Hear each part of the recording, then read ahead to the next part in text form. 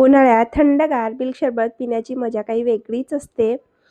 तर आज आपण बनवणार आहोत थंडगार आणि खूपच स्वादिष्ट मिल्क सरबत. उन्हाळ्यात शरीराला थंडावा देणारा हा पेय अगदी 5 मिनिटात तयार होतं. बदाम, गुलाब आणि दुधाचा रिच स्वाद यामुळे हा मिल्क सरबत खूपच खास लागतो. घरी सोप्या पद्धतीने बनवून नक्की ट्राय करा.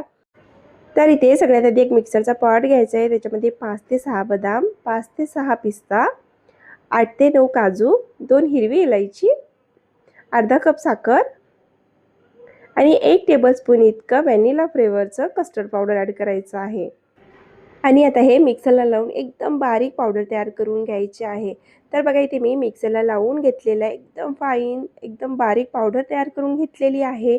तर इथे आपला मिल्क शरबतचा जो प्रीमिक्स आहे ना, तो रेडी झालेला आहे. तुम्ही याला एअरटाईट कंटेनर 1 महिनाभरासाठी फ्रीजमध्ये स्टोअर करून ठेवू शकता.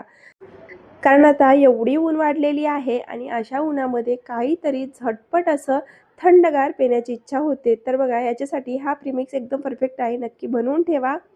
तर सगळ्यात आधी ते मी 1 लिटर इतकं दूध घेतलं आहे. गॅस बंद आहे. गॅसवर दूध ठेवून घेतलं आहे आणि त्याच्यामध्ये आपल्याला 4 ते 5 चमच इतकं जो आपण प्रीमिक्स बनवून घेतलेलं आहे ड्रायफ्रुट्सचं आणि कस्टर्ड पावडरचं तो ॲड करून घ्यायचा आहे. त्यानंतर आपल्याला व्यवस्थित त्याला ढवळून घ्यायचं आहे. याच्यामध्ये एकही घुरड्या होऊ द्यायचे नाही. एकदम स्मूथ असं दूध इथे आपल्याला तयार करायचं आहे. तर बघा गॅस ऑन करण्याच्या आधी हे सगळं ढवळून मिक्स करून घेतलेलं आहे. इथे साखर कमी जास्त होऊ शकते. तर तुम्ही टेस्ट करून घ्या एकदा दुधाला. त्यानंतर इथे साखर ॲडजस्ट करून घ्या. जर कमी वाटत असेल तर अजून एखादी चमचा तुम्ही इथे प्रीमिक्स वाढवू शकता. तर सगळं ढवळून घेतल्यानंतर मी गॅस ऑन करून घेतलेला आहे आणि आता हे आपल्याला 5 मिनिटापर्यंत आपल्याला बॉईल करून घ्यायचं आहे. दुधाला एक उकळी येईपर्यंत फक्त दूध उकळून घ्यायचं आहे. खूप जास्त वेळ शिजवायची गरज नाही आहे किंवा आटवायची गरज नाही आहे. तर बघा इथे मी सगळं ढवळून घेतल्यानंतर आता याच्यामध्ये आपल्याला 10 ते 15 केसरचे धागे ॲड करायचे आहे. ज्यावेळेला आपण याच्यामध्ये केसर ॲड करतो ना, या दुधाचा फ्लेवर एकदम अप्रतिम होऊन जाते. त्यासाठी आपल्याला इथे केसर ॲड करून घ्यायचं आहे. परत आपल्याला हे ढवळून घ्यायचं आहे व्यवस्थित. जसं-जसं दूध गरम होईल तसं-तसं केसरचा छान असा कलर उतरेल दुधामध्ये आणि त्याचा फ्लेवरसुद्धा खूप चवीला अप्रतिम लागणार आहे. आता कंटिन्युअसली याला असं ढवळून घ्यायचं आहे आणि दुधाला एक उकळी आणायची आहे. तर बघा दूध बऱ्यापैकी ते गरम झालेलं आहे. दुधाला आपल्याला खूप घट्ट करायचं नाही आहे. फक्त एक उकळी आणायची आहे सिंपल. आणि इथे बघू शकता छान दुधाला मी आटवून घेतलेलं आहे. दूध घट्ट पण झालेलं आहे कारण आपण याच्यामध्ये कस्टर्ड पावडर ॲड केलेला आहे म्हणून जास्त वेळ दुधाला शिजवायची सुद्धा गरज नाही आहे.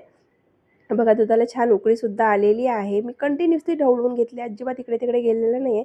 कारण पटकन दूध वरी जाण्याचे चान्सेस असतात आणि बघा छान दुधाला इथे उकळी यायला लागलेली आहे.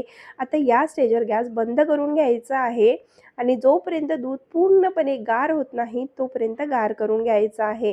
गार झाल्यानंतर आपल्याला हे दूध फ्रीजमध्ये ठेवायचं आहे आणि एकदम चिल्ड करून घ्यायचं आहे. त्यानंतर दूध सर्व्ह करून घ्यायचं आपल्याला हा मिल्कशेक. तर बघा आपला जो दूध आहे तो तयार झालेला आहे किंवा मिल्कशेक तयार झालेला आहे. तर आता थोड्या वेळासाठी असंच कंटिन्युअसली याला ढवळत राहायचं आहे म्हणजे याच्यामध्ये ना साय जमणार नाही. एकदम छान असा स्मूथ दूध इथे तयार होईल आपला. तर बघा हे मी फ्रीजमध्ये ठेवून एकदम चिल्ड करून घेतलेला आहे आणि तुम्ही बघू शकता केसरमुळे दुधाला किती छान कलर आलेला आहे. एवढा भारी सुगंध येतोय ना याचा खूपच छान. आता याच्यामध्ये ना बारीक कट करून घेतलेलं बदाम ॲड करायचं आहे. थोडंसं पिस्ता आणि थोडेसे रोज पेटल्स ॲड करून घ्यायचे आहेत. बघा अशा पद्धतीने आपल्याला छान गार्निश करून घ्यायचं आहे. आणि इथे आपला परफेक्ट असा मिल्कशेक बनून तयार झालेला आहे. आता थोडंसं आपण याला ढवळून घेऊया. जर तुम्हाला अजूनही खूप जास्त चिल्ड आवडत असेल तर तुम्ही याच्यामध्ये आईस क्यूब टाकू शकता आणि त्यानंतर थंडगार असा मिल्कशेक सर्व्ह करून घेऊ शकता. पण इथे मी आईस क्यूब टाकलेलं नाही आहे कारण खूपच चिल्ड होतं ऑलरेडी हे. तर इथे मी सर्व्ह करून घेणार आहे बघा. तर बघा इथे मी सर्व्ह करून घेते आहे. ग्लास आपल्याला फुल भरून घ्यायचा आहे कारण एक ग्लास पिल्याशिवाय तर मजाच येणार नाही. तर इथे बघा छान ग्लास मी सर्व्ह करून घेतलेला आहे ग्लास भरून. अशाच पद्धतीने आता आपल्याला बाकीच्या ग्लासमध्ये सुद्धा सर्व्ह करून घ्यायचं आहे. त्यानंतर वरून आपल्याला पिस्ता गार्निश करून घ्यायचा आहे. थोडेसे बदामसुद्धा गार्निश करायचं. बघा इथे मी पिस्ता बारीक कट करून घेतलेला आहे आणि ते सुद्धा गार्निश करून घेतलेलं आहे. त्यानंतर थोडंसं बदामसुद्धा गार्निश करायचं आहे कारण आपण ज्यावेळेला पेतो त्यावेळेला जे तोंडात बाईट येतात ना ड्रायफ्रूटचे त्याची चवसुद्धा खूप छान लागते. तर बघा अशा पद्धतीने छान आपल्याला गार्निश करून घ्यायचं आहे आणि इथे आपला मिल्कशेक बनून तयार झालेला आहे. तर तुम्हाला ही सिंपल रेसिपी कशी वाटली समर स्पेशल कमेंट करून नक्की सांगा. जर व्हिडिओ आवडला असेल तर व्हिडिओला लाईक करा, चॅनलला सबस्क्राईब करून घ्या, फ्रेंड आणि फॅमिलीसोबत शेअर करायला विसरू